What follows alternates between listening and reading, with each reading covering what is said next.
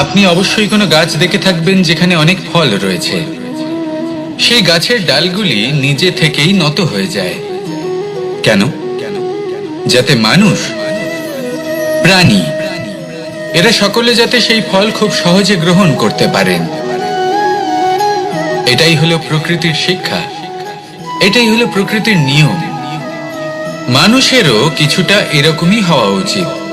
যদি আপনি সাফল্যের চরম সীমায় পৌঁছে যান, অনেক বেশি ধন অর্জন করে ফেলেন, তখন মনে রাখবেন যে আপনি যেন অহংকারী না হয়ে পড়েন। বিনম্র থাকতে হবে। সেই ধনকে ব্যবহার করতে হবে উচিত কাজের জন্য। সেই ধনের দ্বারা সমাজের মঙ্গল করা উচিত। সকল মানুষকে সাহায্য করা উচিত যাদের ধনের অভাব আছে। যদি ধনী হওয়া সত্ত্বেও আপনি ধনের সদ্ব্যবহার এই সমাজের মঙ্গলের জন্য, তার ভালোর জন্য না করেন, যদি আপনি ধন দান না করেন, তাহলে এই ধন অহংকার রূপী বিষে পরিণত হয়ে আপনাকেই নাশ করবে। তাই ফলে ভরা গাছের মতো নত হয়ে থাকুন, বিনম্র হয়ে থাকুন। কখনো কখনো এমন সময় আসবে যখন আমাদের আপনজনের থেকে সাহায্য চাইতে হয়। আমরা সাহায্য চাই আর তারা সাহায্য করেও দেন, আমাদের সংকট থেকে মুক্তও করে দেন। কিন্তু যখন এই সময় বদলে যায়, যখন সুখের সময় আমাদের জীবনে আসে, তখন আমাদের মনে একটা অহংবোধ জেগে ওঠে। মনে হয় উপকার আবার কি? সেই ব্যক্তি সাহায্য করেছিলেন তাতে কি? উনি তো নিজের কর্তব্য পালন করছিলেন। সেই ব্যক্তি আমাদের ধন দিয়েছিলেন যখন প্রয়োজন ছিল, তো আমরা সেই ধন তো ফিরিয়ে দিয়েছি, উপকার কিসের? এই ভাবনা অনুচিত। যদি কোনো ব্যক্তি আপনাকে সাহায্য করে থাকে যখন কেউ করেনি, যখন আপনার সব থেকে বেশি প্রয়োজন ছিল, সেই সাহায্য অমূল্য, আর সেটা উপকারী বটে। যদি কেউ উপকার করেন, তাহলে বিনম্র চিত্তে ভালোবেসে আজীবন তার উপকারের প্রতি কৃতজ্ঞ থাকুন। কারণ সত্যি কথা বলতে এই সংসারে উপকার করার মতো ব্যক্তি খুব কম রয়েছেন, আর উপকারের কথা মনে রাখেন এমন কৃতজ্ঞ ব্যক্তি আরো কম। সেই জন্য জীবনে কৃতজ্ঞ থাকুন আর আমার সাথে ভালোবেসে বলুন, রাধা রাধা। এবার ধরুন আমাকে দ্বারকা থেকে হস্তিনাপুর যেতে হবে, আর পথে আমি প্রত্যেকটা এমন স্থানে দাঁড়াচ্ছি যেখানে আমার মন আপ্লুত করার মতো কোনো দৃশ্য দেখতে পাচ্ছি, বা কোনো ব্যক্তিকে দেখতে পাচ্ছি, বা কোনো প্রসঙ্গ দেখতে পাচ্ছি, বা কোনো নাটক দেখতে পাচ্ছি। তাহলে কি আমি কখনো হস্তিনাপুরে উচিত সময়ে পৌঁছতে পারবো? কখনোই নয়। মানুষকেও ঠিক এই কথাটাই মাথায় রাখতে হবে।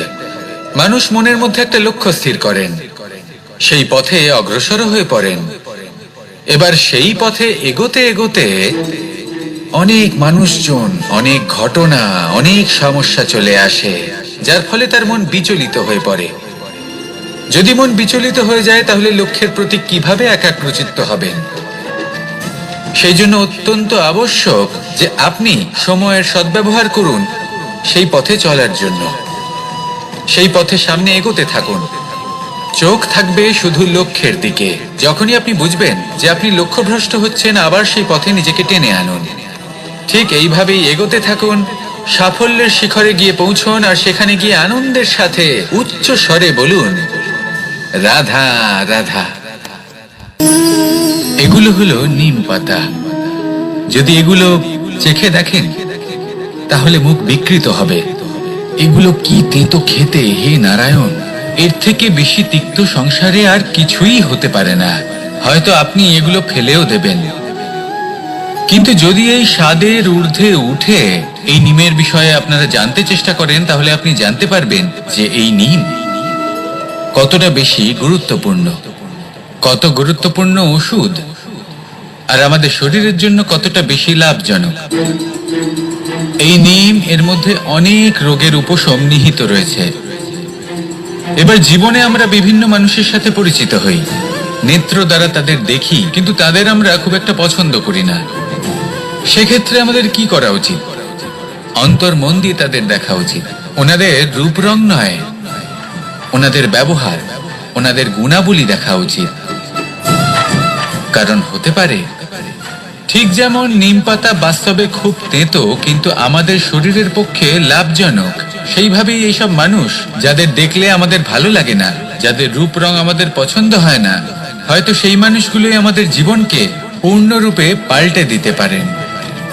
হতে পারে তাদের মধ্যে এমন ক্ষমতা রয়েছে, আমাদের সুখ, শান্তি, প্রেরণা প্রদান করতে পারেন, আমাদের দুঃখ হরণ করতে পারেন, আমাদের পথ দেখাতে পারেন।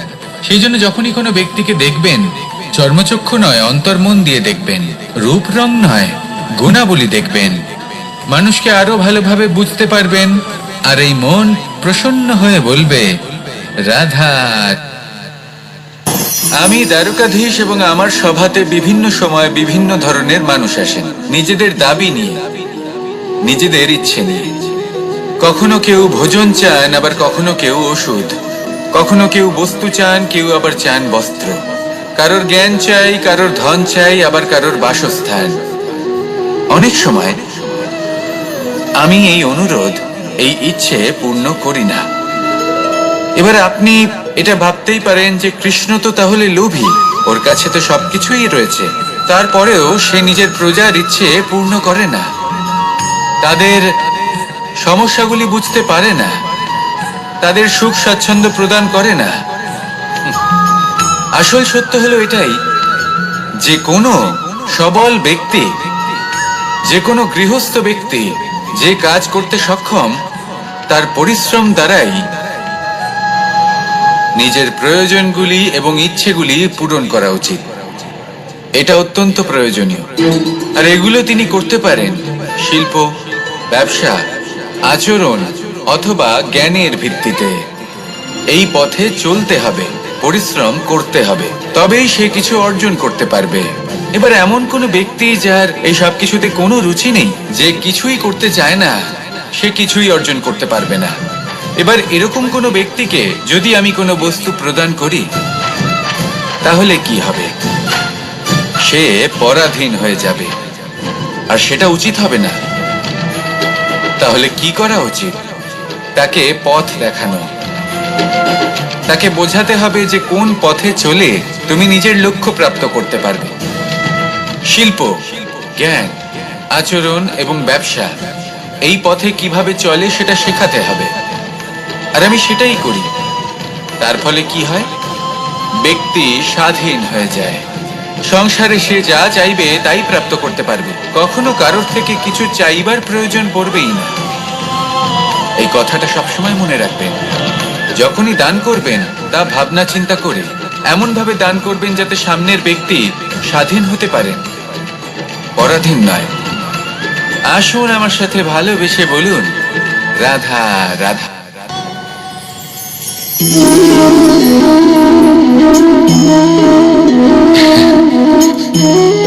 ঘুমের মধ্যে আমরা বিভিন্ন ধরনের স্বপ্ন দেখি, কিছু সুখের, কিছু দুঃখের, কিছু অত্যন্ত ভয়ানক। কিন্তু সত্যি কথা বলতে এর উপর আমাদের কোনো নিয়ন্ত্রণ নেই। কিন্তু আমি এমনও কিছু ব্যক্তিকে দেখেছি যারা খোলা চোখে স্বপ্ন দেখেন এবং তা যাপন করেন। নিজেদের একটা আলাদা স্বপ্নের নগরী আছে ওনাদের, সেখানেই জীবন যাপন করেন। আসল বাস্তবটা কি তাতে ওনাদের কিছুই যায় আসে না।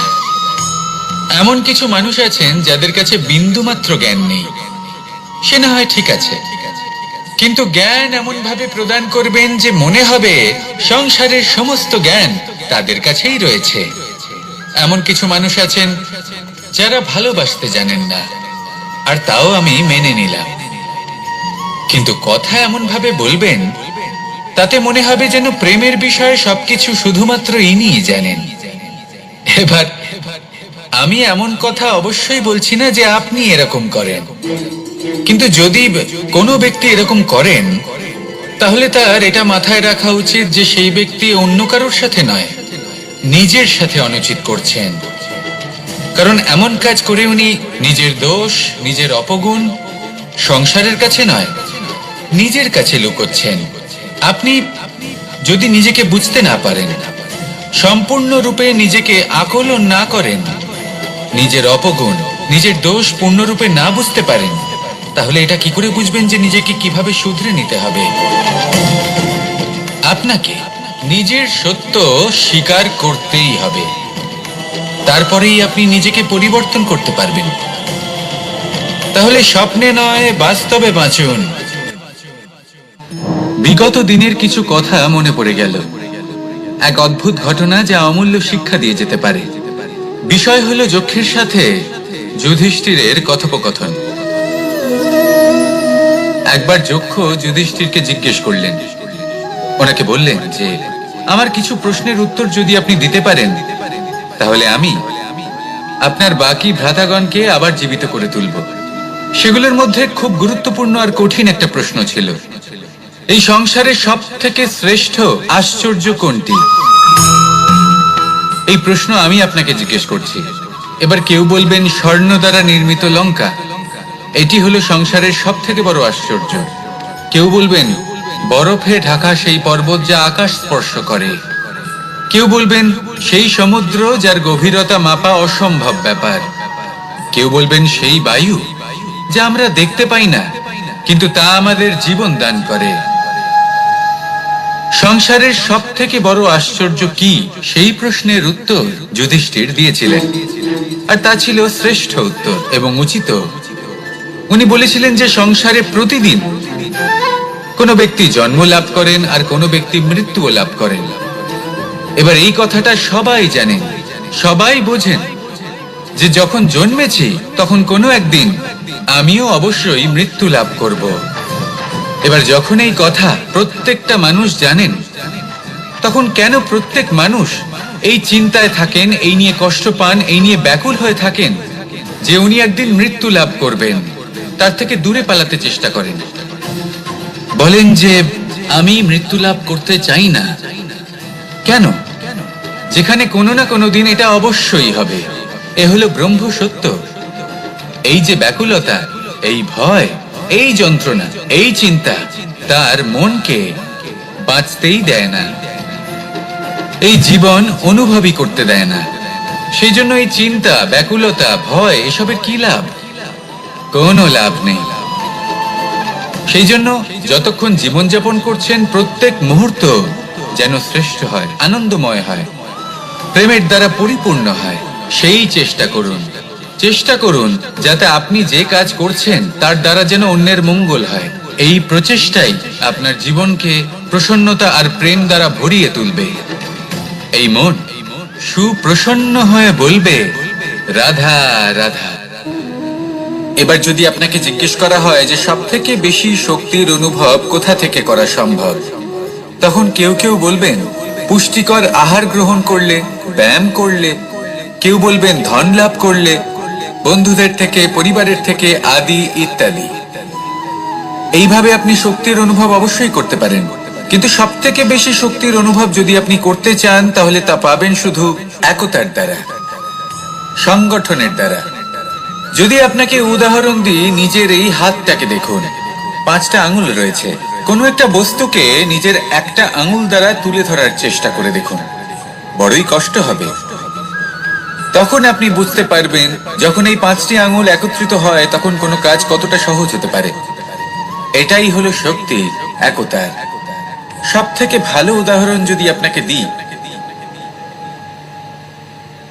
তাহলে বাঁশি। এই বাঁশি থেকে অত্যন্ত মধুর সুর নির্গত হয় যা সবার মন প্রসন্ন করে দেয়।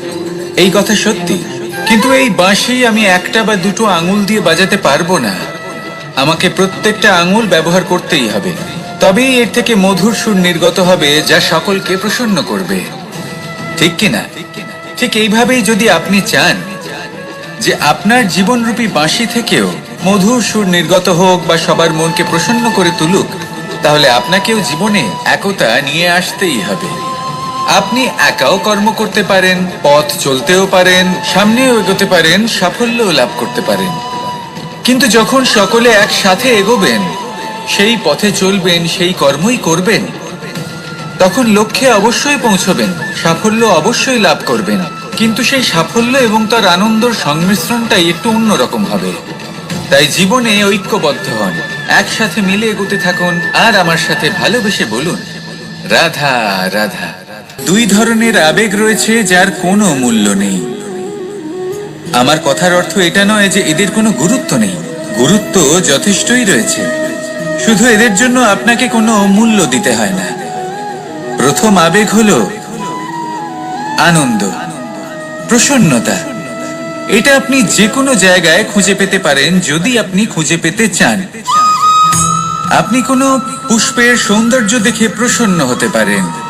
বায়ুর কারণে যখন একটি বৃক্ষ শিহরিত হয় সেটা দেখে আপনি প্রসন্ন হতে পারেন। একটা ছোট্ট শিশুর কলরব শুনেও আপনি প্রসন্ন হতে পারেন। একটা ক্রন্দনরত বালককে হাসিয়ে আপনি প্রসন্ন হতে পারেন। সবকিছু আপনার উপর নির্ভরশীল। সেখানে আরেকটি আবেগ হলো দুশ্চিন্তা। মানুষ বড়ই দুশ্চিন্তা করতে থাকে। আজ আমি এই কাজ করেছি, সেই বিষয়ে চিন্তা। আজ আমি এই কাজ করতে পারিনি, সেই বিষয়ে চিন্তা। কাল আমাকে এই কাজ করতে হবে, সেই নিয়ে চিন্তা। আমি কি সেই কাজটা করতে পারবো, সেই বিষয়ে দুশ্চিন্তা। চিন্তা সর্বত্র রয়েছে, যার জন্য মূল্য দিতে হয় না। যত চান আপনি একত্রিত করতে পারেন। একটা গুরুত্বপূর্ণ কথা মনে রাখবেন, প্রসন্নতা জীবনের একটা নতুন সূত্রপাত। সেখানে দুশ্চিন্তা হলো জীবনের চিতার সমান। এবার এই দুটি আবেগ হলো মূল্যহীন। দুটোই আপনার সামনে আছে। কোনটা চয়ন করবেন আপনি? দুশ্চিন্তা নাকি প্রসন্নতা? সিদ্ধান্ত।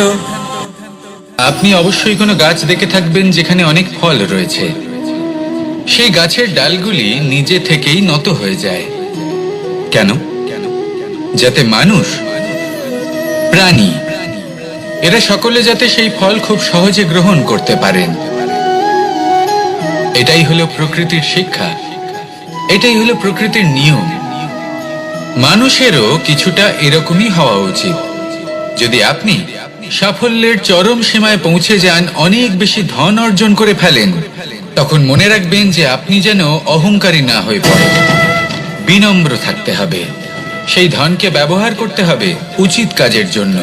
সেই ধনের দ্বারা সমাজের মঙ্গল করা উচিত। সকল মানুষকে সাহায্য করা উচিত যাদের ধনের অভাব আছে। যদি ধনী হওয়া সত্ত্বেও আপনি ধনের সদ্ব্যবহার এই সমাজের মঙ্গলের জন্য, তার ভালোর জন্য না করেন, যদি আপনি ধন দান না করেন, তাহলে এই ধন অহংকার রূপী বিষে পরিণত হয়ে আপনাকেই নাশ করবে। তাই ফলে ভরা গাছের মতো নত হয়ে থাকুন, বিনম্র হয়ে থাকুন। কখনো কখনো এমন সময় আসবে যখন আমাদের আপনজনের থেকে সাহায্য চাইতে হয়। আমরা সাহায্য চাই আর তারা সাহায্য করেও দেন, আমাদের সংকট থেকে মুক্তও করে দেন। কিন্তু যখন এই সময় বদলে যায়, যখন সুখের সময় আমাদের জীবনে আসে, তখন আমাদের মনে একটা অহংবোধ জেগে ওঠে। মনে হয় উপকার আবার কি? সেই ব্যক্তি সাহায্য করেছিলেন তাতে কি? উনি তো নিজের কর্তব্য পালন করছিলেন। সেই ব্যক্তি আমাদের ধন দিয়েছিলেন যখন প্রয়োজন ছিল, তো আমরা সেই ধন তো ফিরিয়ে দিয়েছি। উপকার কিসের? এই ভাবনা অনুচিত। যদি কোনো ব্যক্তি আপনাকে সাহায্য করে থাকে যখন কেউ করেনি, যখন আপনার সব থেকে বেশি প্রয়োজন ছিল, সেই সাহায্য অমূল্য, আর সেটা উপকারী বটে। যদি কেউ উপকার করেন, তাহলে বিনম্র চিত্তে ভালোবেসে আজীবন তার উপকারের প্রতি কৃতজ্ঞ থাকুন। কারণ সত্যি কথা বলতে এই সংসারে উপকার করার মতো ব্যক্তি খুব কম রয়েছেন, আর উপকারের কথা মনে রাখেন এমন কৃতজ্ঞ ব্যক্তি আরো কম। সেই জন্য জীবনে কৃতজ্ঞ থাকুন আর আমার সাথে ভালোবেসে বলুন, রাধা রাধা। এবার ধরুন আমাকে দ্বারকা থেকে হস্তিনাপুর যেতে হবে, আর পথে আমি প্রত্যেকটা এমন স্থানে দাঁড়াচ্ছি যেখানে আমার মন আপ্লুত করার মতো কোনো দৃশ্য দেখতে পাচ্ছি, বা কোনো ব্যক্তিকে দেখতে পাচ্ছি, বা কোনো প্রসঙ্গ দেখতে পাচ্ছি, বা কোনো নাটক দেখতে পাচ্ছি। তাহলে কি আমি কখনো হস্তিনাপুরে উচিত সময়ে পৌঁছতে পারবো? কখনোই নয়। মানুষকেও ঠিক এই কথাটাই মাথায় রাখতে হবে। মানুষ মনের মধ্যে একটা লক্ষ্য স্থির করেন, সেই পথে অগ্রসর হয়ে পড়েন। এবার সেই পথে এগোতে এগোতে অনেক মানুষজন, অনেক ঘটনা, অনেক সমস্যা চলে আসে, যার ফলে তার মন বিচলিত হয়ে পড়ে। যদি মন বিচলিত হয়ে যায়, তাহলে লক্ষ্যের প্রতি কিভাবে একাগ্রচিত্ত হবেন? সেই জন্য অত্যন্ত আবশ্যক যে আপনি সময়ের সদ্ব্যবহার করুন সেই পথে চলার জন্য। সেই পথে সামনে এগোতে থাকুন। চোখ থাকবে শুধু লক্ষ্যের দিকে। যখনই আপনি বুঝবেন যে আপনি লক্ষ্যভ্রষ্ট হচ্ছেন, আবার সেই পথে নিজেকে টেনে আনুন। ঠিক এইভাবেই এগোতে থাকুন, সাফল্যের শিখরে গিয়ে পৌঁছন, আর সেখানে গিয়ে আনন্দের সাথে উচ্চ স্বরে বলুন, রাধা রাধা।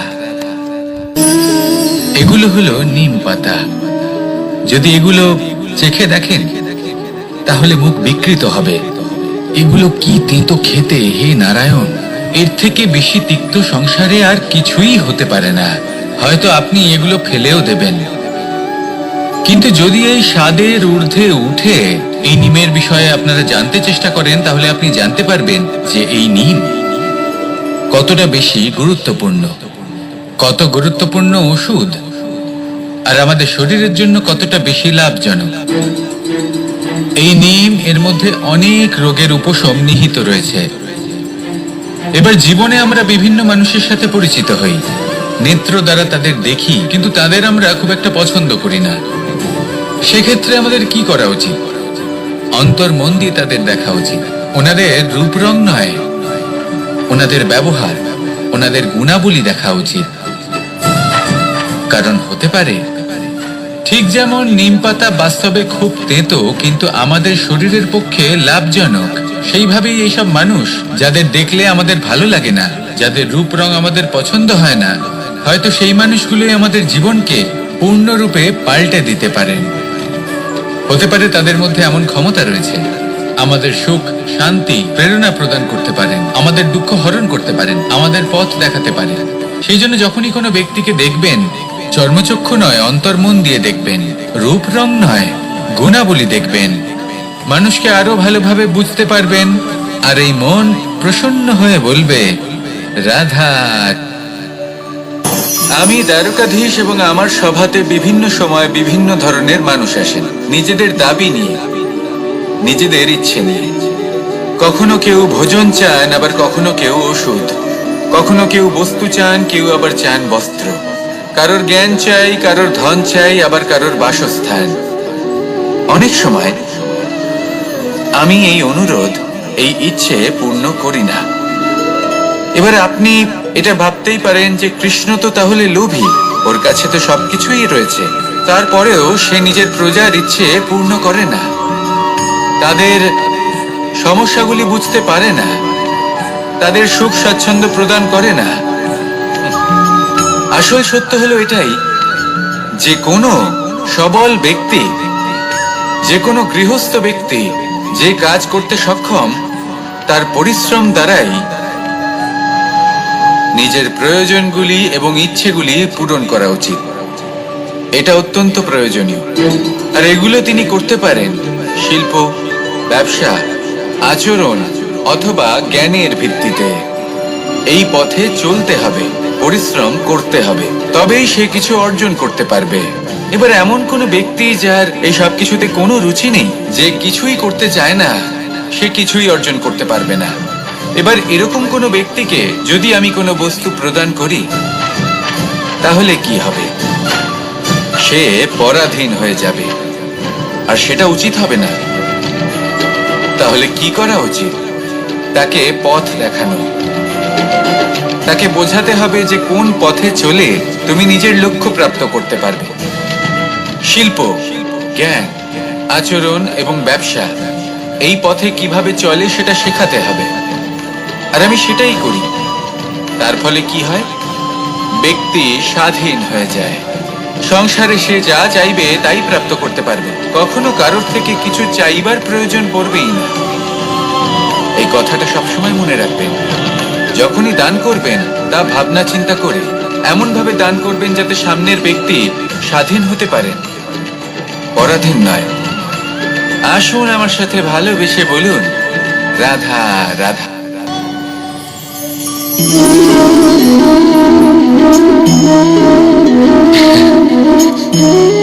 ঘুমের মধ্যে আমরা বিভিন্ন ধরনের স্বপ্ন দেখি, কিছু সুখের, কিছু দুঃখের, কিছু অত্যন্ত ভয়ানক। কিন্তু সত্যি কথা বলতে এর উপর আমাদের কোনো নিয়ন্ত্রণ নেই। কিন্তু আমি এমনও কিছু ব্যক্তিকে দেখেছি যারা খোলা চোখে স্বপ্ন দেখেন এবং তা যাপন করেন। নিজেদের একটা আলাদা স্বপ্ন নগরী আছে ওনাদের, সেখানেই জীবনযাপন করেন। আসল বাস্তবটা কি তাতে ওনাদের কিছুই যায় আসে না। এমন কিছু মানুষ আছেন যাদের কাছে বিন্দুমাত্র জ্ঞান নেই। সে না হয় ঠিক আছে, কিন্তু জ্ঞান এমন ভাবে প্রদান করবেন যে মনে হবে সংসারের সমস্ত জ্ঞান তাদের কাছেই রয়েছে। এমন কিছু মানুষ আছেন যারা ভালোবাসতে জানেন না, আর তাও আমি মেনে নিলাম, কিন্তু কথা এমন ভাবে বলবেন তাতে মনে হবে যেন প্রেমের বিষয়ে সবকিছু শুধুমাত্র ইনিই জানেন। এবার আমি এমন কথা অবশ্যই বলছি না যে আপনি এরকম করেন, কিন্তু যদি কোনো ব্যক্তি এরকম করেন তাহলে তার এটা মাথায় রাখা উচিত যে সেই ব্যক্তি অন্য কারোর সাথে নয়, নিজের সাথে অনুচিত করছেন। কারণ এমন কাজ করে উনি নিজের দোষ, নিজের অপগুণ সংসারের কাছে নয়, নিজের কাছে লুকোচ্ছেন। আপনি যদি নিজেকে বুঝতে না পারেন, সম্পূর্ণরূপে নিজেকে আকলন না করেন, নিজের অপগুণ, নিজের দোষ পূর্ণরূপে না বুঝতে পারেন, তাহলে এটা কি করে বুঝবেন যে নিজেকে কিভাবে শুধরে নিতে হবে? আপনাকে নিজের সত্য স্বীকার করতেই হবে, তারপরেই আপনি নিজেকে পরিবর্তন করতে পারবেন। তাহলে স্বপ্নে নয়, বাস্তবে বাঁচুন। বিগত দিনের কিছু কথা মনে পড়ে গেল, এক অদ্ভুত ঘটনা যা অমূল্য শিক্ষা দিয়ে যেতে পারে। বিষয় হলো যক্ষের সাথে যুধিষ্ঠিরের কথোপকথন। একবার যক্ষ যুধিষ্ঠিরকে জিজ্ঞেস করলেন, ওনাকে বললেন যে আমার কিছু প্রশ্নের উত্তর যদি আপনি দিতে পারেন তাহলে আমি আপনার বাকি ভ্রাতাগণকে আবার জীবিত করে তুলব। সেগুলোর মধ্যে খুব গুরুত্বপূর্ণ আর কঠিন একটা প্রশ্ন ছিল, এই সংসারের সব থেকে শ্রেষ্ঠ আশ্চর্য কোনটি? এই প্রশ্ন আমি আপনাকে জিজ্ঞেস করছি। এবার কেউ বলবেন স্বর্ণ দ্বারা নির্মিত লঙ্কা, এটি হলো সংসারের সব থেকে বড় আশ্চর্য। কেউ বলবেন বরফে ঢাকা সেই পর্বত যা আকাশ স্পর্শ করে। কেউ বলবেন সেই সমুদ্র যার গভীরতা মাপা অসম্ভব ব্যাপার। কেউ বলবেন সেই বায়ু যা আমরা দেখতে পাই না, কিন্তু তা আমাদের জীবন দান করে। সংসারের সব থেকে বড় আশ্চর্য কি, সেই প্রশ্নের উত্তর যুধিষ্ঠির দিয়েছিলেন, আর তা ছিল শ্রেষ্ঠ উত্তর এবং উচিত। উনি বলেছিলেন যে সংসারে প্রতিদিন কোনো ব্যক্তি জন্ম লাভ করেন আর কোনো ব্যক্তি মৃত্যুও লাভ করেন। এবার এই কথাটা সবাই জানেন, সবাই বোঝেন যে যখন জন্মেছি তখন কোনো একদিন আমিও অবশ্যই মৃত্যু লাভ করব। এবার যখন এই কথা প্রত্যেকটা মানুষ জানেন, তখন কেন প্রত্যেক মানুষ এই চিন্তায় থাকেন, এই নিয়ে কষ্ট পান, এই নিয়ে ব্যাকুল হয়ে থাকেন যে উনি একদিন মৃত্যু লাভ করবেন, তার থেকে দূরে পালাতে চেষ্টা করেন? বলেন যে আমি মৃত্যু লাভ করতে চাই না। কেন? যেখানে কোনো না কোনো দিন এটা অবশ্যই হবে। এ হলো ব্রহ্ম সত্য। এই যে ব্যাকুলতা, এই ভয়, এই যন্ত্রণা, এই চিন্তা তার মনকে বাঁচতেই দেয় না, এই জীবন অনুভবই করতে দেয় না। সেই জন্য এই চিন্তা, ব্যাকুলতা, ভয় এসবের কি লাভ? কোনো লাভ নেই। সেই জন্য যতক্ষণ জীবনযাপন করছেন প্রত্যেক মুহূর্ত যেন শ্রেষ্ঠ হয়, আনন্দময় হয়, প্রেমের দ্বারা পরিপূর্ণ হয়, সেই চেষ্টা করুন। চেষ্টা করুন যাতে আপনি যে কাজ করছেন তার দ্বারা যেন অন্যের মঙ্গল হয়। এই প্রচেষ্টাই আপনার জীবনকে প্রসন্নতা আর প্রেম দ্বারা ভরিয়ে তুলবে। এই মন সুপ্রসন্ন হয়ে বলবে রাধা রাধা। এবার যদি আপনাকে জিজ্ঞেস করা হয় যে সব থেকে বেশি শক্তির অনুভব কোথা থেকে করা সম্ভব, তখন কেউ কেউ বলবেন পুষ্টিকর আহার গ্রহণ করলে, ব্যায়াম করলে, কেউ বলবেন ধন লাভ করলে, বন্ধুদের থেকে, পরিবারের থেকে আদি ইত্যাদি। এইভাবে আপনি শক্তির অনুভব অবশ্যই করতে পারেন, কিন্তু সব থেকে বেশি শক্তির অনুভব যদি আপনি করতে চান তাহলে তা পাবেন শুধু একতার দ্বারা, সংগঠনের দ্বারা। যদি আপনাকে উদাহরণ দিই, নিজের এই হাতটাকে দেখুন, 5টা আঙুল রয়েছে। কোনো একটা বস্তুকে নিজের একটা আঙুল দ্বারা তুলে ধরার চেষ্টা করে দেখুন, বড়ই কষ্ট হবে। তখন আপনি বুঝতে পারবেন যখন এই 5টি আঙুল একত্রিত হয় তখন কোনো কাজ কতটা সহজ হতে পারে। এটাই হলো শক্তি একতার। সব থেকে ভালো উদাহরণ যদি আপনাকে দিই, তাহলে বাঁশি। এই বাঁশি থেকে অত্যন্ত মধুর সুর নির্গত হয়, যা সবার মন প্রসন্ন করে দেয়। এই কথা সত্যি। কিন্তু এই বাঁশি আমি একটা বা দুটো আঙুল দিয়ে বাজাতে পারবো না। আমাকে প্রত্যেকটা আঙুল ব্যবহার করতেই হবে, তবেই এর থেকে মধুর সুর নির্গত হবে, যা সকলকে প্রসন্ন করবে। ঠিক কিনা? ঠিক এইভাবেই যদি আপনি চান যে আপনার জীবনরূপী বাঁশি থেকেও মধুর সুর নির্গত হোক বা সবার মনকে প্রসন্ন করে তুলুক, তাহলে আপনাকেও জীবনে একতা নিয়ে আসতেই হবে। আপনি একাও কর্ম করতে পারেন, পথ চলতেও পারেন, সামনেও এগোতে পারেন, সাফল্যও লাভ করতে পারেন। কিন্তু যখন সকলে একসাথে এগোবেন, সেই পথে চলবেন, সেই কর্মই করবেন, তখন লক্ষ্যে অবশ্যই পৌঁছবেন, সাফল্য অবশ্যই লাভ করবেন। কিন্তু সেই সাফল্য এবং তার আনন্দর সংমিশ্রণটাই একটু অন্যরকম হবে। তাই জীবনে ঐক্যবদ্ধ হন, একসাথে মিলে এগোতে থাকুন, আর আমার সাথে ভালোবেসে বলুন, রাধা রাধা। দুই ধরনের আবেগ রয়েছে যার কোনো মূল্য নেই। আমার কথার অর্থ এটা নয় যে এদের কোনো গুরুত্ব নেই। গুরুত্ব যথেষ্টই রয়েছে, শুধু এদের জন্য আপনাকে কোনো মূল্য দিতে হয় না। প্রথম আবেগ হলো আনন্দ, প্রসন্নতা। এটা আপনি যে কোনো জায়গায় খুঁজে পেতে পারেন যদি আপনি খুঁজে পেতে চান। আপনি কোনো পুষ্পের সৌন্দর্য দেখে প্রসন্ন হতে পারেন। বায়ুর কারণে যখন একটি বৃক্ষ শিহরিত হয়, সেটা দেখে আপনি প্রসন্ন হতে পারেন। একটা ছোট্ট শিশুর কলরব শুনেও আপনি প্রসন্ন হতে পারেন। একটা ক্রন্দনরত বালককে হাসিয়ে আপনি প্রসন্ন হতে পারেন। সবকিছু আপনার উপর নির্ভরশীল। সেখানে আরেকটি আবেগ হলো দুশ্চিন্তা। মানুষ বড়ই দুশ্চিন্তা করতে থাকে। আজ আমি এই কাজ করেছি, সেই বিষয়ে চিন্তা। আজ আমি এই কাজ করতে পারিনি, সেই বিষয়ে চিন্তা। কাল আমাকে এই কাজ করতে হবে, সেই নিয়ে চিন্তা। আমি কি সেই কাজটা করতে পারবো, সেই বিষয়ে দুশ্চিন্তা। চিন্তা সর্বত্র রয়েছে, যার জন্য মূল্য দিতে হয় না। যত চান আপনি একত্রিত করতে পারেন। একটা গুরুত্বপূর্ণ কথা মনে রাখবেন, প্রসন্নতা জীবনের একটা নতুন সূত্রপাত। সেখানে দুশ্চিন্তা হলো জীবনের চিতার সমান। এবার এই দুটি আবেগ হলো মূল্যহীন, দুটোই আপনার সামনে আছে। কোনটা চয়ন করবেন আপনি, দুশ্চিন্তা নাকি প্রসন্নতা? সিদ্ধান্ত।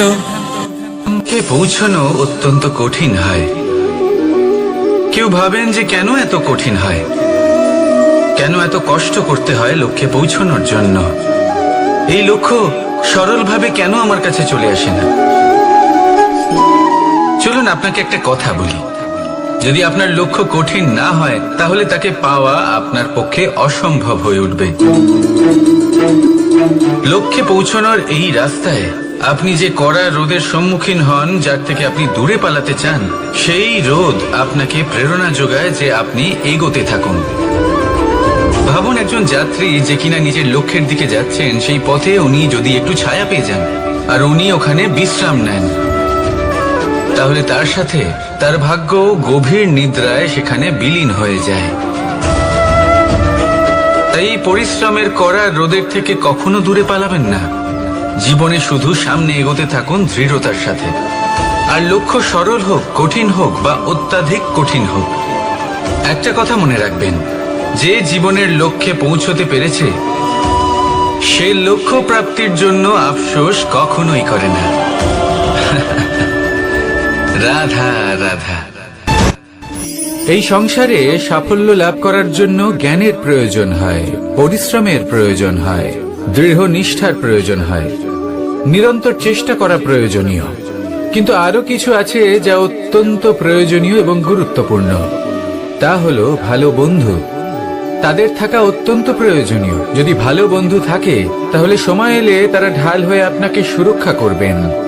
সময় এলে অস্ত্রের মতো শত্রুকে সংহারও করবেন।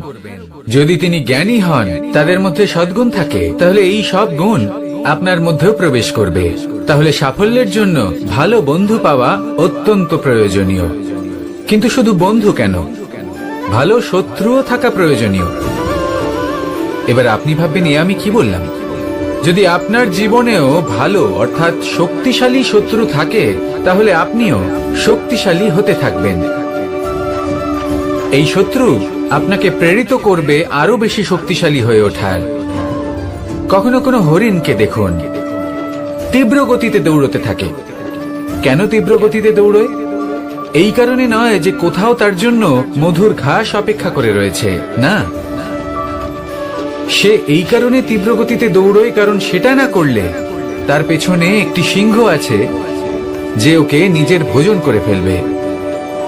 তাই জীবনে বিপদ, সংকট, এই সবকিছুও হলো অত্যন্ত গুরুত্বপূর্ণ। তার সম্মুখীন হতে শিখুন আর আমার সাথে ভালোবেসে বলুন, রাধা রাধা। ধৈর্য, এই ধৈর্য কি কোনো গুণ, কোনো অনুভূতি, কোনো দৃষ্টিভঙ্গি? আমার জন্য ধৈর্য এক বাহন। আপনি হয়তো ভাবছেন এ কেমন বাহন? বাহন তো ঘোড়া হতে পারে, হাতি হতে পারে, উটও হতে পারে, কিন্তু ধৈর্যকে বাহন বানানো মানে? চলুন আপনাকে একটা কথা বোঝাই। পৃথিবীতে এমন কোনো বাহন নেই যে তার আরোহীকে আছড়ে ফেলেনি। সেটা উট হোক বা হাতি হোক বা ঘোড়া হোক, চলতে চলতে কখনো নড়বড় করেই বসে। তারপর সেই আরোহী পরে কারোর পায়, তারপর পরে তার নিজের নজরে। কিন্তু ধৈর্যরূপী বাহন কখনো কাউকে ফেলে না, কখনো না। না সেই আরোহী কারোর পায়ে পড়ে আর না তো নিজের নজরে। কারণ ধৈর্য আপনাকে বিবেক প্রদান করে, বিবেক আপনাকে পরিকল্পনায় সাহায্য করে, আর পরিকল্পনা প্রদান করে আপনাকে শক্তি, আপনার লক্ষ্যের দিকে অগ্রসর হওয়া। বুঝলেন? ধৈর্যকে সঙ্গে রাখুন, নিজেকে আরো ধৈর্যশীল করে তুলুন। এই ধৈর্যের সাহায্যে আরোহণ করে দেখুন কিভাবে এই বাহন আপনাকে আপনার গন্তব্যে পৌঁছে দেবে। রাধা রাধা। সংসারে এমন একটা ভ্রান্ত ধারণা রয়েছে যে সবকিছু ভাগ্যের দ্বারা পাওয়া যায়, কিন্তু ভাগ্য, প্রারব্ধ এ তো সকলের জন্যই সমান হয়। এটা তো ব্যক্তির উপরে নির্ভরশীল হয়, তার আকাঙ্ক্ষার উপরে নির্ভরশীল হয়, বাসনার উপরে নির্ভরশীল হয়, স্বভাবের উপরে নির্ভরশীল হয় যে উনি সেটা নিয়ে কি করেন। দেখুন, এই প্রসাদ কিন্তু সকলকেই দেওয়া হয়, কিন্তু তা গ্রহণ করবেন কিভাবে সেটা ব্যক্তির উপরে নির্ভর করে। আপনাকে এক উদাহরণ দিই। যেমন ধরুন, দুজন মানুষকে আমি একটা করে মাটির ডেলা দিলাম, সেটা নিয়ে তারা কি করবেন? একজন মানুষ তার ছোট ছোট ডেলা বানাবেন আর পথযাত্রীদের ওপরে ছুঁড়ে মারবেন, হাসি ঠাট্টা করবেন, তাদের বস্ত্র নোংরা করে দেবেন, সেটাতেই উনি আনন্দ পাবেন। অন্যদিকে দ্বিতীয় ব্যক্তি সেই মাটির ডেলা দিয়েই নিজের জন্য একটা কুঁড়ে ঘর বানাবেন।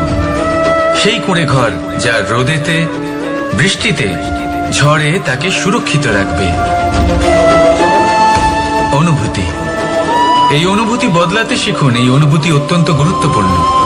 ভালোবাসাতেও এই অনুভূতি হলো অত্যন্ত গুরুত্বপূর্ণ। ভালোবাসা সে বন্ধুর সাথে হোক, মা বাবার সাথে হোক, ভাই বোনের সাথে হোক, স্ত্রীর সাথে হোক, যে কারোর সাথে হোক। মনে রাখবেন, এই হলো সেই অনুভূতি যা আপনার ভাগ্য নির্ধারণ করে থাকে। তাহলে আসুন আমার সাথে প্রেমের অনুভূতি নিয়ে বলুন, রাধা রাধা। লক্ষ্য, পথ আর সাফল্য, এই তিনটেই একে অপরের সাথে জড়িত, কিন্তু অনেকবার মানুষ এদের ঠিকভাবে বুঝতে পারেন না।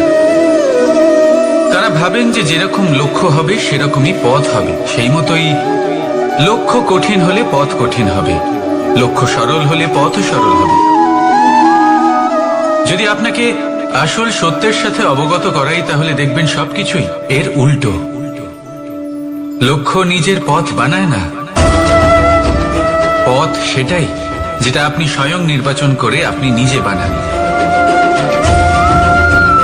সেই অনুসারেই আপনি আপনার লক্ষ্যে পৌঁছতে পারবেন।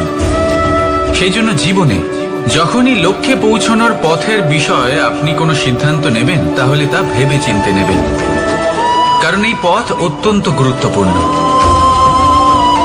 পথ যদি শুভ হয়, তাহলে লক্ষ্য আপনা থেকেই শুভ হয়ে যায়। তাহলে আসুন আমার সাথে ভালোবেসে বলুন, রাধা রাধা। ভাগ্য আর কর্ম, এই দুই এমন শব্দ যাকে ঘিরে সমগ্র সংসার। কেউ বলে আমার ভাগ্যে এটা ছিল না, যা পেলে আমার জীবন অন্যরকম হতো। কেউ বলে আমার গত জন্মের কর্ম নিশ্চয়ই এমন ছিল, যে কারণে এই জন্মে এরকম ভাগ্য পেয়েছি আমি। এইসব বাদ দিন আর একবার শান্ত চিত্তে ভাবুন। আপনি বুঝতে পারবেন যে ভাগ্য আর কর্ম এই দুই এই জন্মে তফাৎ শুধুমাত্র এটাই যে যদি ভাগ্যের কথা বলা হয় তাহলে আপনি এই ভাগ্যের থেকে যত বেশি আশা করবেন তত বেশি নিরাশ হবেন আপনি, কারণ এই আশা আপনাকে কর্ম করা থেকে আটকায়। যদি কথা বলা হয় কর্মের, তাহলে নিজের কর্মের প্রতি যত বিশ্বাস রাখবেন তত বেশি সফলতা আপনার কাছে আসবে। তাই একটা কথা মনে রাখবেন, ভাগ্য আপনার কর্ম নির্ধারণ করে না, কিন্তু আপনার কর্ম আপনার ভাগ্যকে অবশ্যই নির্ধারণ করে। রাধা রাধা।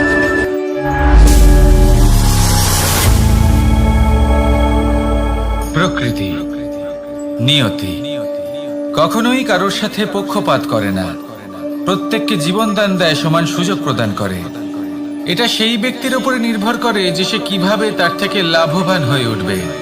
তার নির্বাচনের উপর নির্ভর করে, তার দৃষ্টিভঙ্গির উপর নির্ভর করে যে সে কতটা ধনাত্মক বা কতটা নেতিবাচক।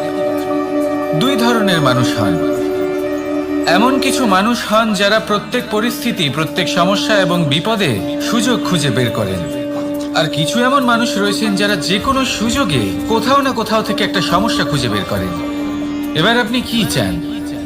আপনি সুযোগ চান, তাহলে সুযোগ পাবেন। আপনি সমস্যা পেতে চান, সমস্যা তো আপনি চাইলেই খুঁজে পাবেন। চয়ন আপনারই, যে আপনি কতটা ধনাত্মক থাকতে চান, কতটা নেতিবাচক থাকতে চান। ধনাত্মক থাকুন, জীবনে সব কিছু সম্ভব হবে। আসুন আর আমার সাথে ভালোবেসে বলুন রাধা রাধা। যখনই আমরা কথা বলি জলরাশির বিষয়ে, যখন আমরা তুলনা করি, তখন আমাদের খুব ভালো লাগে মিষ্টি সরোবর, পুকুর, নদী। আর আমরা অপেক্ষা করে থাকি সাগরের জন্য, সমুদ্রের জন্য। কেন করি? কারণ এই সাগর, এই সমুদ্র, এ হলো অত্যন্ত বিশাল আর ভয়ানক। এর জলও কিন্তু নোনতা, যা আমরা পান করতে পারি না। কখনো ভেবে দেখেছেন এই সমুদ্রের অন্তরে এই নোনতা জল, এই নোনতা ভাব, এটা আসে কোত্থেকে? এই যে সমুদ্র, যে প্রবাহমান নদীর থেকে যে খনিজ নির্গত হয়, তার ভান্ডার হলো এটা।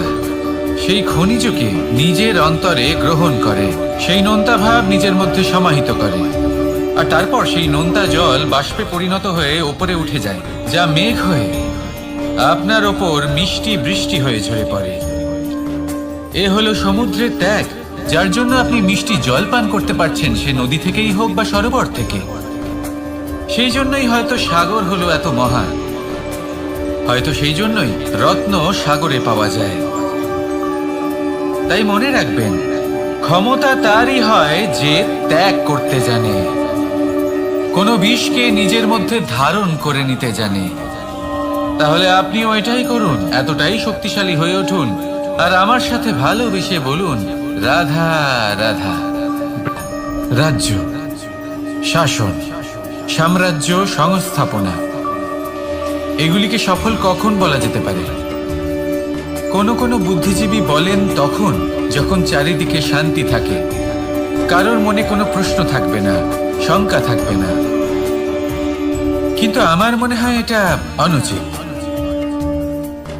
কোনো রাজ্যের পক্ষে বা কোনো শাসনকালে সব থেকে বড় সংকট তখন আসে যখন সব থেকে বেশি যোগ্য ব্যক্তি বা সব থেকে বেশি বিদ্বান ব্যক্তিও শুধু মুখদর্শক হয়ে বসে থাকেন। মনে প্রশ্ন আসতে থাকে কিন্তু জিজ্ঞেস করেন না, শঙ্কা উৎপন্ন হয় কিন্তু ব্যক্ত করতে পারেন না। এটা খুবই অনুচিত। এই যে প্রশ্ন, তা আসা খুব ভালো। এই প্রশ্ন অকারণে আসে না, কোনো সমস্যার কারণেই আসে।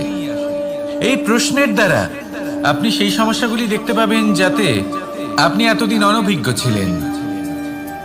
আর যত প্রশ্নের নিবারণ আপনি করবেন ততই আপনার রাজ্য, আপনার শাসন আরো শ্রেষ্ঠ হয়ে উঠবে। এই প্রশ্ন, এই শঙ্কা, এগুলো আপনাকে সমাধানের চূড়াতে অবশ্যই নিয়ে যাবে। সেই জন্য না প্রশ্ন করা অনুচিত, আর না শঙ্কা ব্যক্ত করা অনুচিত, আর না তিনি মূর্খ যিনি প্রশ্ন করেন, শঙ্কা ব্যক্ত করেন। তাই এনাদের কখনো দূরে করে দেবেন না, এনাদের নিজস্ব মতামত রাখতে দিন। যখন সবাই মিলে একমত হবেন তখন নিশ্চিত রূপে বলা যায় যে এই রাজ্য, এই শাসন, এই সংস্থাপনা সাফল্যের শিখরে রয়েছে। তাহলে আসুন আর আমার সাথে ভালোবেসে বলুন, রাধা রাধা। কোনো প্রাণী, মানুষ অত্যন্ত চঞ্চল হয়, একদম জলের মতো। জলও অত্যন্ত চঞ্চল, অত্যন্ত উৎসুক। জল সবসময় উৎসুক হয়ে থাকে আকাশের কাছে যাবার জন্য। সেই জন্য সে নিজেকে জ্বালায়, বাষ্প হয়, আর আকাশে পৌঁছে মেঘে সমাহিত হয়ে যায়। তারপর সেই জল উৎসাহিত হয়ে থাকে যে ও কবে বৃষ্টির ধারা হয়ে মাটিতে ঝরে পড়বে। প্রখর বায়ুর বেগ সহ্য করে। আপনি কি কখনো কোনো জলের ধারা দেখেছেন? তার সামনে যতই মাটি থাকুক না কেন, যতই কাদা থাকুক না কেন, যখন এই জলের ধারা বইতে আরম্ভ করে দেয় তখন এই কাদাকে নিজেই ধুয়ে নিয়ে যায়। ওই কাদাকে ধুয়ে দেয় এবং নিজের পথ নিজেই তৈরি করে নেয়। তাহলে আপনিও এরকম জলের মতো হয়ে উঠুন। যদি হয়ে উঠতে পারেন তাহলে নিজের মনে, নিজের ভাবনার, নিজের জীবনের যত অনাবশ্যক তত্ত্ব আছে, অনুপযোগী অংশ রয়েছে, অর্থাৎ অপরিষ্কার অংশ রয়েছে, তা নিজে থেকেই নির্মল হয়ে উঠবে। আর যেরকম জলের ধারা কখনো থেমে থাকে না, সব সময় বয়ে চলে, সেইভাবে আপনিও কখনোই থামবেন না। সবসময় বয়ে চলুন, এগোতে থাকুন। পথে যদি অনেক বিপদ আসে, সমস্যা আসে, থামবেন না, তার উপর নিরন্তর প্রহার করুন, নিরন্তর প্রয়াস করুন আর অগ্রসর হন। আপনি ভেবে দেখুন, এই জলের ধারা কখনো থেমে থাকে না, সবসময় বয়ে চলে, বিপদের সম্মুখীন হয়ে তাকে সাথে বয়ে নিয়ে চলে।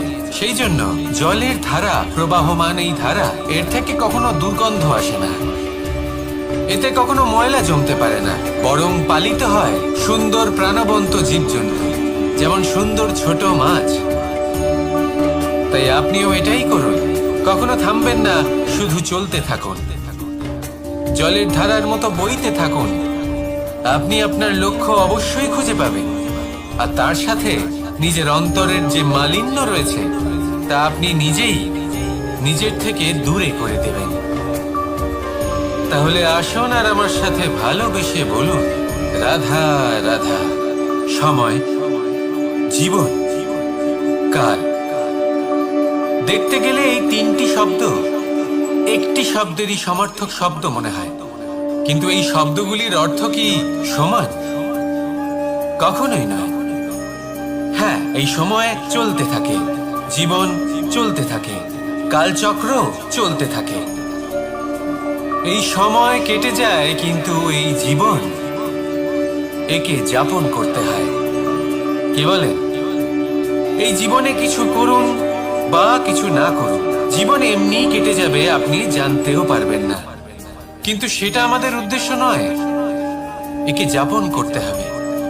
এই জীবনে প্রেরণা পেতে শিখুন, প্রেরণা দিতে শিখুন, আহ্বান গ্রহণ করতে শিখুন, আহ্বান জানাতে শিখুন, মহান কাজ করতে শিখুন, ধন্যাত্মক বোধ জাগিয়ে তুলুন। জীবন অতিবাহিত করার অর্থ কি তা আপনি শিখে যাবেন। কারণ সময় কেটে যায়, সমস্ত যুগ কেটে যায়, কিন্তু জীবনের রীতি জীবন কাটিয়ে দেওয়া নয়, জীবন যাপন করা। এই জীবন সম্পূর্ণরূপে অনুভব করতে হবে, নতুন পথ বানাতে হবে। এবারে যদি এই জীবন বাঁচার সময় একবার ভেবে দেখুন, যদি মনে প্রেম থাকে, সদ্ভাবনা থাকে, তাহলে কি হবে? এই জীবনকে বাঁচার অনুভূতিটাই অন্যরকম হয়ে যাবে, একটা আনন্দময় অনুভূতি লাভ করবেন। তাহলে এটাই করুন আর আমার সাথে ভালোবেসে বলুন, রাধা রাধা। এবার অনেক সময় মানুষের মনে এরকম প্রশ্ন আসে যে এই সংসারে সব থেকে বড় বিপদ কি? কেউ বলে ধর্ম সংকট, আবার কেউ বলে প্রাণের উপর আসা সংকট। প্রত্যেক মানুষের জীবনে বিভিন্ন সংকট আসে, আর এই সমস্ত সংকট অত্যন্ত বিচিত্র হতে পারে। এই সমস্ত সংসার হলো সংকট দ্বারা পরিপূর্ণ। ঠিক আছে, আপনাকে একটা উদাহরণ দিই। একজন ধনী ব্যক্তি, এবার ওনার জীবনে সংকট কি হতে পারে? সংকট এটাই যে কেউ তার সম্পত্তি চুরি না করে নেয়, আমরা বুঝতে পারছি। এবার একজন চোর, তার জীবনে সংকট কি হতে পারে? যে চুরি করার সময় সে যদি তার একটা কাশি চাপতে না পারে, তাহলে সে ধরা পড়ে যেতে পারে, ঠিক কিনা?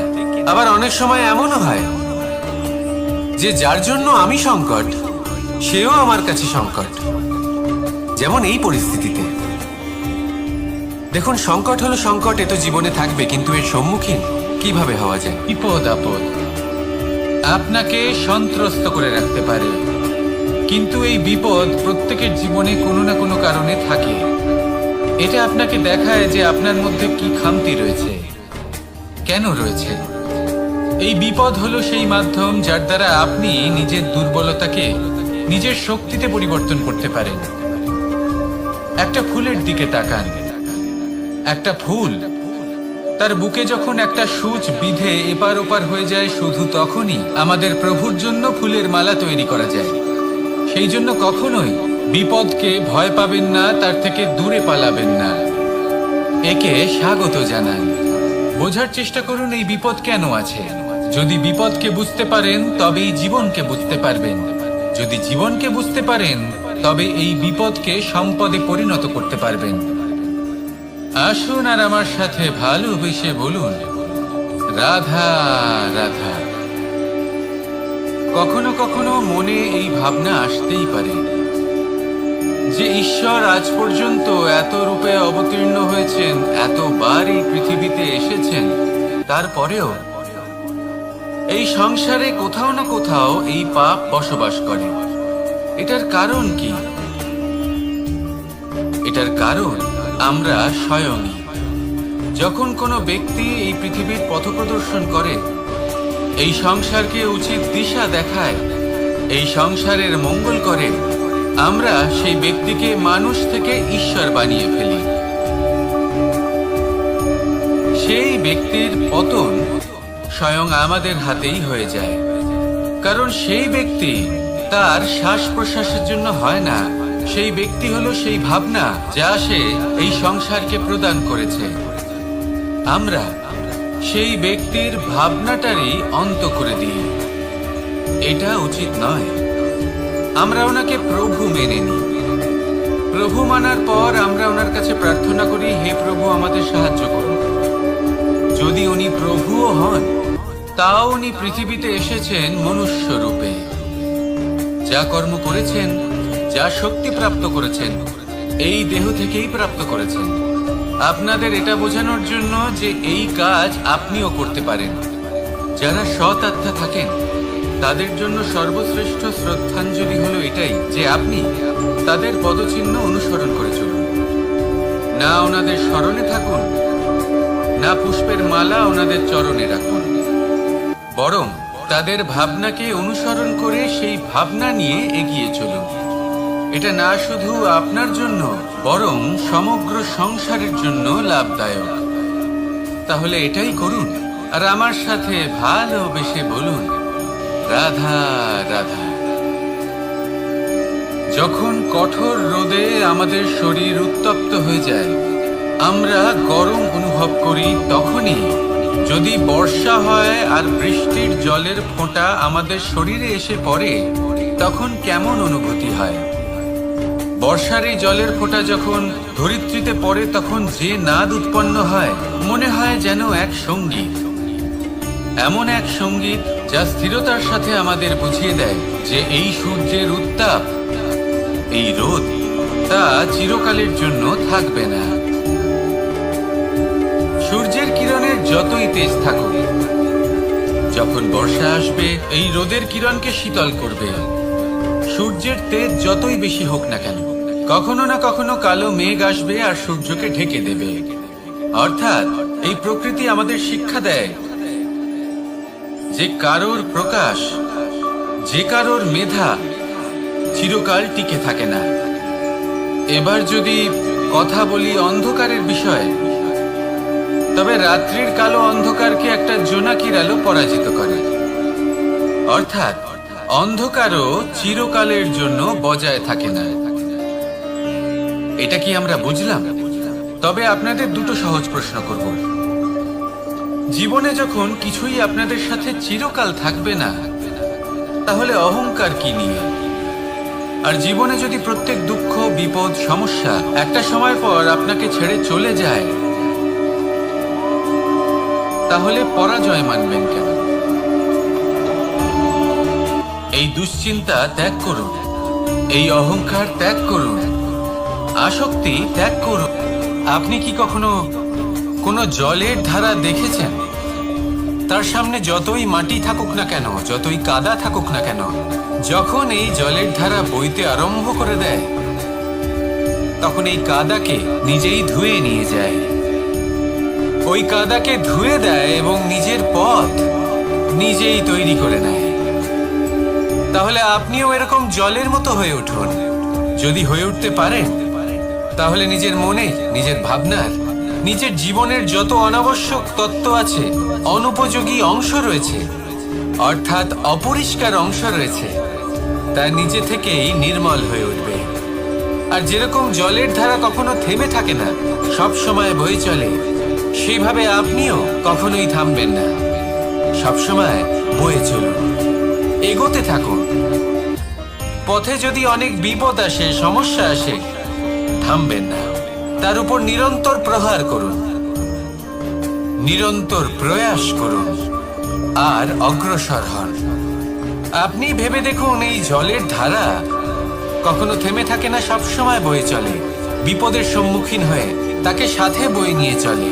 সেই জন্য জলের ধারা, প্রবাহমান এই ধারা, এর থেকে কখনো দুর্গন্ধ আসে না, এতে কখনো ময়লা জমতে পারে না, বরং পালিত হয় সুন্দর প্রাণবন্ত জীবজন্তু, যেমন সুন্দর ছোট মাছ। তাই আপনিও এটাই করুন, কখনো থামবেন না, শুধু চলতে থাকুন, জলের ধারার মতো বইতে থাকুন। আপনি আপনার লক্ষ্য অবশ্যই খুঁজে পাবেন, আর তার সাথে নিজের অন্তরের যে মালিন্য রয়েছে, তা আপনি নিজেই নিজের থেকে দূরে করে দেবেন। তাহলে আসুন আর আমার সাথে ভালোবেসে বলুন, রাধা রাধা। সময়, জীবন, কাল। দেখতে গেলে এই তিনটি শব্দ একটি শব্দেরই সমার্থক শব্দ মনে হয়, কিন্তু এই শব্দগুলির অর্থ কি সমান? কখনোই নয়। হ্যাঁ, এই সময় চলতে থাকে, জীবন চলতে থাকে, কালচক্র চলতে থাকে। এই সময় কেটে যায়, কিন্তু এই জীবন, একে যাপন করতে হয়। কি বলেন? এই জীবনে কিছু করুন বা কিছু না করুন, জীবন এমনি কেটে যাবে, আপনি জানতেও পারবেন না। কিন্তু সেটা আমাদের উদ্দেশ্য নয়, একে যাপন করতে হবে। এই জীবনে প্রেরণা পেতে শিখুন, প্রেরণা দিতে শিখুন, আহ্বান গ্রহণ করতে শিখুন, আহ্বান জানাতে শিখুন, মহান কাজ করতে শিখুন, ধন্যাত্মক বোধ জাগিয়ে তুলুন। জীবন অতিবাহিত করার অর্থ কি, তা আপনি শিখে যাবেন। কারণ সময় কেটে যায়, সমস্ত যুগ কেটে যায়, কিন্তু জীবনের রীতি জীবন কাটিয়ে দেওয়া নয়, জীবন যাপন করা। এই জীবন সম্পূর্ণরূপে অনুভব করতে হবে, নতুন পথ বানাতে হবে। এবারে যদি এই জীবন বাঁচার সময় একবার ভেবে দেখুন, যদি মনে প্রেম থাকে, সদ্ভাবনা থাকে, তাহলে কি হবে? এই জীবনকে বাঁচার অনুভূতিটাই অন্যরকম হয়ে যাবে, একটা আনন্দময় অনুভূতি লাভ করবেন। তাহলে এটাই করুন আর আমার সাথে ভালোবেসে বলুন, রাধা রাধা। এবার অনেক সময় মানুষের মনে এরকম প্রশ্ন আসে, প্রশ্ন আসে যে এই সংসারে সব থেকে বড় বিপদ কি? কেউ বলে ধর্ম সংকট, আবার কেউ বলে প্রাণের উপর আসা সংকট। প্রত্যেক মানুষের জীবনে বিভিন্ন সংকট আসে, আর এই সমস্ত সংকট অত্যন্ত বিচিত্র হতে পারে। এই সমস্ত সংসার হলো সংকট দ্বারা পরিপূর্ণ। ঠিক আছে, আপনাকে একটা উদাহরণ দিই। একজন ধনী ব্যক্তি, এবার ওনার জীবনে সংকট কি হতে পারে? সংকট এটাই যে কেউ তার সম্পত্তি চুরি না করে নেয়, আমরা বুঝতে পারছি। এবার একজন চোর, তার জীবনে সংকট কি হতে পারে? যে চুরি করার সময় সে যদি তার একটা কাশি চাপতে না পারে, তাহলে সে ধরা পড়ে যেতে পারে, ঠিক কিনা? আবার অনেক সময় এমনও হয় যে যার জন্য আমি সংকট, সেও আমার কাছে সংকট। যেমন এই পরিস্থিতিতে দেখুন, সংকট হলো সংকট, এ তো জীবনে থাকবে, কিন্তু এর সম্মুখীন কিভাবে হওয়া যায়? ঈর্ষা আমাদেরই মনে বসবাস করা আরো একটা শত্রু। তবে এই শত্রু কখনো কখনো আমাদের জন্য লাভদায়কও হতে পারে, কিন্তু যদি আমরা সতর্ক না থাকি তাহলে সেটা ততটাই ঘাতক হয়ে উঠতে পারে। যদি আপনার কোনো প্রতিদ্বন্দ্বী থেকে থাকে যে এগিয়ে চলেছে, তাকে দেখে আপনার মনে ঈর্ষা উৎপন্ন হয়, আর ঈর্ষাবশত আপনি নিরন্তর চেষ্টা করতে থাকেন, পরিশ্রম করতে থাকেন সামনে এগোনোর জন্য, তাহলে তার দ্বারা আপনার বিকাশই হবে। কিন্তু যদি আপনি নিজের বিরোধীকে শেষ করতে দেওয়ার জন্য অগ্রসর হন, তাকে বিনাশ করার জন্য অগ্রসর হন, তাহলে এই ঈর্ষা প্রথমে আপনার বিনাশ অবশ্যই করবে। একটা কথা আছে, এটা পশু প্রবৃত্তি, আপনি শুধুই নিজের বিকাশের কথা ভাববেন। তিনিই হলেন প্রকৃত মানুষ, যিনি অন্য মানুষের জন্য প্রাণও দিতে পারেন। এই ঈর্ষা যদি আপনাকে বিকাশের পথে নিয়ে যেতে পারে তাহলে খুবই ভালো। যদি আপনাকে অন্য কাউকে বিনাশ করে দেওয়ার পথে অগ্রসর করে, তাহলে তার থেকে দূরে থাকাই ভালো। যেমন ধরুন, আপনার কাছে একটা সূচ আছে, যার দ্বারা আপনি ছেঁড়া কাপড়ও সেলাই করতে পারবেন বা অন্য কারোর পাত্রে ছিদ্রও করে দিতে পারবেন। আপনি কি চাইবেন, নিজের বিকাশ নাকি অন্য কারোর বিনাশ? সিদ্ধান্ত আপনারই। আসুন আর আমার সাথে ভালোবেসে বলুন, রাধা রাধা। বিষ এবং অমৃত, এর ভিত্তিতেই সংসার চক্র চলতে থাকে। যখন সমুদ্র মন্থন হয়েছিল তখন এই দুই প্রাপ্ত হয়েছিল। প্রথমে বিষ পাওয়া গেল, তারপর অমৃত। জীবন মন্থন করলেও এগুলো লাভ করা যায়। এবার এই যে বিষ, তা হলো অমৃতের থেকে অনেক বেশি শক্তিশালী এবং সেই জন্যই অনেক বেশি ঘাতকও। এবার বোঝার চেষ্টা করি এই বিষ আসলে কি। যে কোনো বস্তু বা কোনো ভাব যদি মাত্রার থেকে বেশি পরিমাণে আপনার কাছে থাকে, প্রয়োজনের থেকে বেশি আপনার কাছে থাকে, তাহলে সেটা আপনার কাছে বিষ সমান হতে পারে। তা সে ধন হোক, শক্তি হোক, সম্মান হোক, ইত্যাদি ইত্যাদি। যদি আপনার কাছে এমন কিছু থেকে থাকে যা মাত্রার থেকে বেশি পরিমাণে আপনার কাছে আছে, তাহলে তাকে ভাগ করতে শিখুন। যদি আপনি ভাগ করতে শিখে যান, তাহলে এই বিষই আপনার জন্য অমৃতে পরিণত হবে, আর তাদের কাছেও অমৃত সমান হয়ে উঠবে যাদের এই সাহায্যের প্রয়োজন। তাহলে ভাগ করে নিতে শিখুন আর আমার সাথে ভালোবেসে বলুন, রাধা রাধা। মানুষ বড়ই বিচিত্র প্রাণী। অধিক থেকে অধিকতর ধন লাভ করার চেষ্টায় নিজের শরীরকে নষ্ট করে ফেলেন, নিজের শক্তি হারিয়ে ফেলেন, নিজের সামর্থ্য হারিয়ে ফেলেন। আর যে ধন লাভ করেন সেটা কোথায় যায়? সেই শক্তি, সেই সামর্থ্যকে আবার ফিরে পাওয়ার জন্য। আর কিছু মানুষ জীবন এমন ভাবে যাপন করেন যেন তা কখনোই শেষ হবে না, কিন্তু শেষ তো সবারই হবে। আর যখনই শেষটা কাছে চলে আসে, তখন মানুষ এটা বুঝতে পারেন যে সে জীবনকে উপভোগ করেন। তার কারণটা কি? লালসা। এই লালসা জন্ম দেয় লোভকে, আর এই লোভ জন্ম দেয় আপনারই বিনাশকে। সেই জন্য আজ আপনার কাছে যা কিছু আছে, যেমনটা আছে, তার সাথে জীবন যাপন করুন, পূর্ণরূপে যাপন করুন। আপনার কাছে যতই ধন, শক্তি, মান থাকুক, তা সবার মধ্যে ভাগ করতে শিখুন। ভাগ করলে ভালোবাসা বাড়ে, আর এই ভালোবাসা দ্বারা জীবন আরো সুখময় হয়ে ওঠে। তাহলে আসুন আর আমার সাথে ভালোবেসে বলুন, রাধা রাধা। মন, জীবনে যখনই কোনো বস্তু বা সুখ স্বাচ্ছন্দ্য অধিক মাত্রায় আপনার কাছে চলে আসে, তখন নিজেকে শ্রেষ্ঠ মনে করার একটা প্রবণতা দেখা যায়, যা হয় আত্মবিশ্বাসে পরিণত হয়, নয়তো অহংকারে। এবার আত্মবিশ্বাস আর অহংকারের মধ্যে অনেক বড় পার্থক্য রয়েছে। আমি এটা করতে পারি, আমি ওটাও করতে পারি, এ হলো আত্মবিশ্বাস।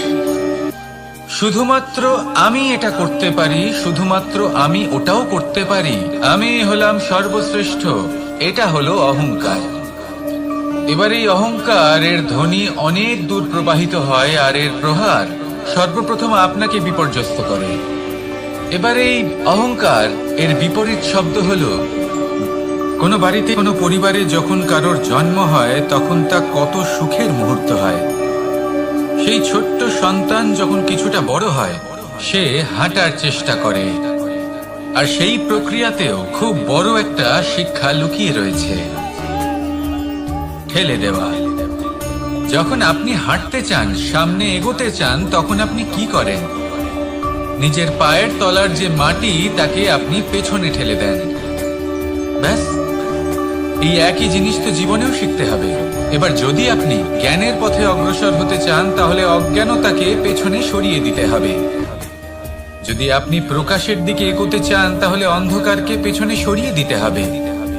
যদি আপনি ভবিষ্যতে সফল হতে চান, তাহলে অতীতের যে অসফলতাগুলিকে পেছনে সরিয়ে দিতে হবে। যে জল বইতে বইতে থেমে যায়, তাকে আমরা নালা বলে থাকি, তার থেকে দুর্গন্ধ বের হয়। কিন্তু যে জল বইতেই থাকে, তাকেই আমরা পবিত্র জল বলি। তাহলে আপনিও কর্ম করতে থাকুন, কখনো থামবেন না, আর আমার সাথে ভালোবেসে বলুন, রাধা রাধা। যোগাসন, যোগাসনে আসন অত্যন্ত গুরুত্বপূর্ণ। এবার আমি বলবো সবথেকে শ্রেষ্ঠ আসন কোনটি। আশ্বাস, নিজেকে আশ্বস্ত করতে থাকুন যে আমি আছি, সব ঠিক হবে, যা হচ্ছে ভালোর জন্য হচ্ছে। এই আশ্বাস আপনাকে জীবনে এমন ধনাত্মক বিশ্বাস দেবে যে আপনি বড় বড় সমস্যার সমাধান করতে পারবেন। এবার যদি কথা বলি সব থেকে কঠিন সময়ের, তাহলে সেটা হলো বিচ্ছেদের। যা মা সীতাকে সহ্য করতে হয়েছে শ্রীরামের জন্য, রাধা কৃষ্ণকেও সহ্য করতে হয়েছে। যে ব্যক্তি বিচ্ছেদের সময় সঠিক পথে চলে এসেছে, সে জীবনে অনেক শ্রেষ্ঠ স্থানে অবশ্যই পৌঁছতে পারবে। এবার যদি কথা বলি সব থেকে জরুরি এবং গুরুত্বপূর্ণ সময়, তাহলে সেটা হলো সংযোগ। সকলকে সাহায্য করতে থাকুন। আপনি অন্যদের সাহায্য করে তাদের যত আনন্দ দিতে পারবেন, ততটাই আনন্দ আপনারও জীবনে অবশ্যই আসবে। আসুন আর আমার সাথে ভালোবেসে বলুন, রাধা রাধা। কামবোধ, এটাই আপনার অন্তরের প্রথম শত্রু। বেশিরভাগ মানুষই কামবোধ বলতে লালসা বোঝেন, কিন্তু এটা সম্পূর্ণ সত্য নয়। কামের আসল অর্থ হলো কামনা। এটা খুবই সহজ ব্যাপার। মনুষ্য শরীর থাকলে, মানুষের মন থাকলে এই কামনা অবশ্যই থাকবে। এবার এটাই দেখতে হবে যে এই কামনা নেতিবাচক কামনা নাকি ইতিবাচক কামনা। অন্য কারোর জিনিসে নজর দেওয়া, অন্য কোনো মানুষের উপর নজর দেওয়া, কোনো অনুচিত বস্তুর দিকে নজর দেওয়া, এই নেতিবাচক কামনা। আর এই দুষ্কামনা মানুষকে দিয়ে অপকর্ম করাবেই। তাই মনে রাখবেন, যে ব্যক্তি নিজের কামনাকে নিয়ন্ত্রণে রাখতে পারেন, তিনি সঠিক পথেও থাকেন, সঠিক লক্ষ্যে পৌঁছতেও পারেন। যিনি কামনা নিয়ন্ত্রণে রাখতে পারেন না, তিনি তার পথও হারিয়ে ফেলেন এবং লক্ষ্যচ্যুতও হন। তাই মনে রাখবেন, নিজের কামনাগুলিকে নিয়ন্ত্রণে রাখুন। কাম নামক এই শত্রুর ওপর বিজয় লাভ করুন, আর আমার সাথে ভালোবেসে বলুন, রাধা রাধা। মানুষ কখনো কখনো সময়কে নিয়ন্ত্রণ করতে চেষ্টা করে, কখনো কখনো সময়ের গুরুত্ব বুঝতে পারে না। এটা ভাবে যে এই কিছু মুহূর্ত কেটে যাক, একে অতিবাহিত করি, তাহলে কি বা হবে, কয়েকটা মুহূর্ত মাত্র। কিন্তু তা নয়, আজকের একটা মুহূর্ত ভবিষ্যতের অনেক বড় পরিবর্তনের ভিত হতে পারে। আজকের একটা মুহূর্ত আপনার ভবিষ্যৎকে উজ্জ্বল করে তুলতে পারে। সেই জন্য ছোট ছোট মুহূর্তগুলিকে অদেখা করবেন না। সময়কে কাজে লাগান, পূর্ণরূপে কাজে লাগান। এবার যদি আপনি কাউকে সাহায্য করতে চান আর সেই কারণেই যদি থেমে থাকেন, তাহলে ঠিক আছে, কারণ আপনি কাউকে সাহায্য করে তার জীবনকে আরো ভালো করে তুলতে চাইছেন, আরো শ্রেষ্ঠ করতে চাইছেন। এই পুণ্য, এই কর্ম ফিরে আপনার কাছেই আসবে আর আপনার জীবনকে শুভ করে তুলবে। কিন্তু যদি আপনি আলস্যের কারণে থেমে থাকেন এবং কিছুই না করেন, সময় নষ্ট করেন, মানুষ চিরকাল বড় মানুষ হয়ে উঠতে চায়, সবসময় সেই নিয়ে কল্পনা করে। কিন্তু প্রশ্ন হলো এটাই যে মানুষ বড় কখন হতে পারে, যখন সে ধনী হয়ে ওঠে, নাকি যখন তার কাছে সম্মান থাকে, নাকি যখন রূপবান হয় বা অধিক শক্তিশালী হয়। মানুষ বড় মানুষ তখনই হতে পারে যখন বিপদের সময় সে অন্য কোনো মানুষের পাশে এসে দাঁড়ায়। তাই সর্বপ্রথম এটা শিখুন। হয়তো এই জন্যই হনুমান শ্রীরামের কাছে এতটা বড়, আর হয়তো এই জন্যই বলরাম দাদা আমার কাছে এত বড়। যদি আপনিও জীবনে বড় হয়ে উঠতে চান, তাহলে কারোর সাথে তার দুঃখের সময়, তার সংকটের সময় তাকে সঙ্গ দিন আর পাশে এসে দাঁড়ান। এই মন প্রসন্ন হয়ে বলবে, রাধা রাধা।